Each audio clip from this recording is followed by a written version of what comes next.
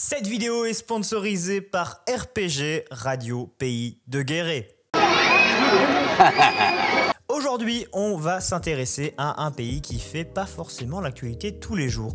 L'Indonésie, c'est un pays et c'est aussi l'archipel le plus grand du monde, 13 000 îles. La capitale est Jakarta et l'Indonésie est située au sud-est de l'Asie. C'est aussi le 4e pays le plus peuplé et le premier pays à majorité musulmane si on prend le nombre de croyants par rapport à la population globale.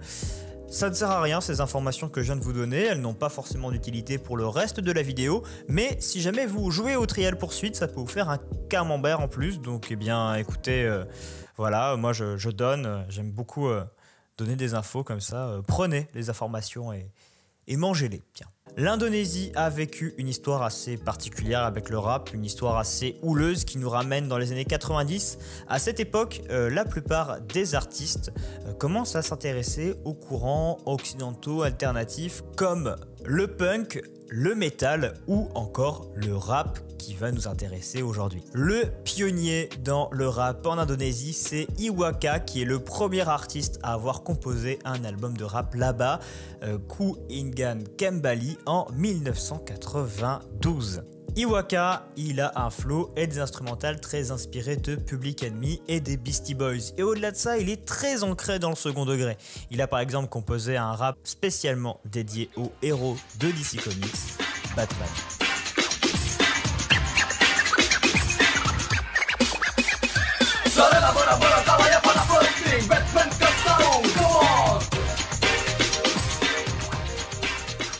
Malheureusement, il faut tout de même savoir qu'à cette époque, l'Indonésie, c'est pas non plus le paradis sur terre. Le pays est dirigé par un dictateur corrompu qui s'appelle Suharto et qui a été à la tête du pays de 1967 à 1998. Il a été le commanditaire de l'extermination des communistes sur l'archipel et à l'origine de l'invasion du Timor oriental. Et au-delà de ça, il a quand même un gouvernement nationaliste et conservateur qui voit d'un très mauvais œil l'arrivée d'une culture underground dans le pays. Le ministre de la Recherche et de la Technologie, Habibie, se positionnera fermement contre l'existence du rap en Indonésie. Il déclara au magazine Grata en 1995 que cette mode est incompatible avec les valeurs traditionnelles du pays. Pour lui, le rap détruit la culture locale et les valeurs indonésiennes au profit d'une mondialisation infâme de la culture. Et selon lui, la jeune génération n'a pas à être esclave d'une culture étrangère. Il interdit d'ailleurs la même année la mise en place d'un festival de rap en Indonésie. Malgré le fait que Iwaka se place déjà au top des ventes dès son deuxième album avec Topeng en 1993, il lui faudra attendre la fin du régime de Suharto pour être considéré comme une icône musicale et recevoir en 1999 un Indonesian Music Awards dans la catégorie rap.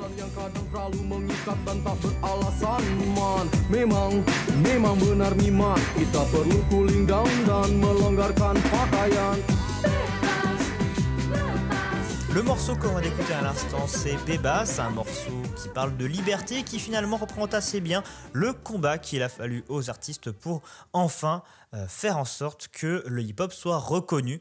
Une liberté d'expression, une liberté de pensée. Big up à Florent Pagny. Les thèmes de prédilection d'Iwaka dans le rap, ça reste quand même l'amour, les problèmes sociaux, le sport aussi. Et depuis cette reconnaissance du rap à la fin des années 90, eh bien la plupart des artistes indonésiens sont restés sur la même lignée qu'Iwaka, avec des morceaux très inspirés du rap old school américain. Depuis, il y a une nouvelle vague de rappeurs qui est arrivée, on va en parler un petit peu, voir aussi quelles évolutions il y a pu avoir dans le rap dans cet archipel, même si très curieusement la plupart des rappeurs viennent surtout de l'île de Java, qui est l'île principale qui abrite Jakarta. Et justement Jakarta, on va en parler maintenant avec un artiste qui en a fait un morceau complet. On va parler de Raben et de son morceau spécial consacré à Jakarta, une ville qu'il décrit sous toutes les coutures. Il y parle de ce qu'il y fait avec ses potes, il y parle de la culture là-bas, de son histoire. Ça montre un petit peu le chauvinisme que peuvent avoir certains Indonésiens par rapport à leur capitale. Yang penting bagaimana ku hari ini menjalani semuanya sampai malam nanti.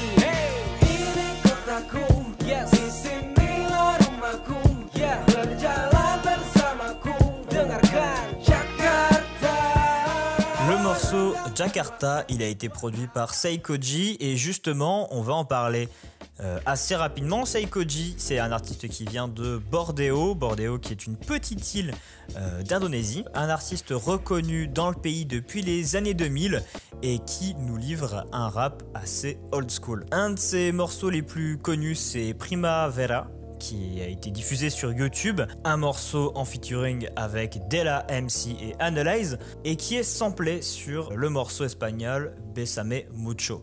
Et c'est là en fait qu'on se rend compte des influences hispaniques qu'il peut y avoir dans le rap là-bas, quelque chose d'assez important puisque finalement beaucoup des artistes se revendiquent en fait de cette frange de rap old school qu'il peut y avoir aussi en Espagne ou au Mexique.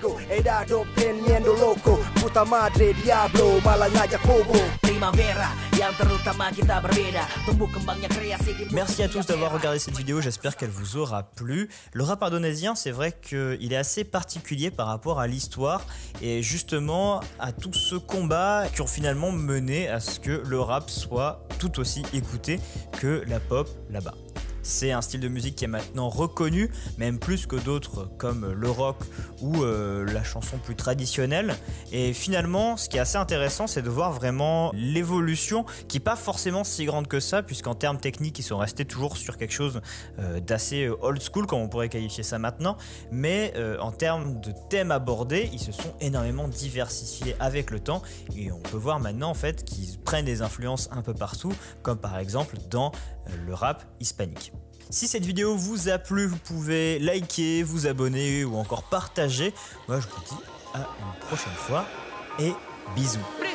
I just want a side bitch, I don't want no drama. I got mob ties, got me feeling like Obama. I just want a side bitch, I don't want no drama. I know that's your main bitch, you can meet her mama. Bad little bitch, she an info. In the club, I just popped a half a benzo. Bitch.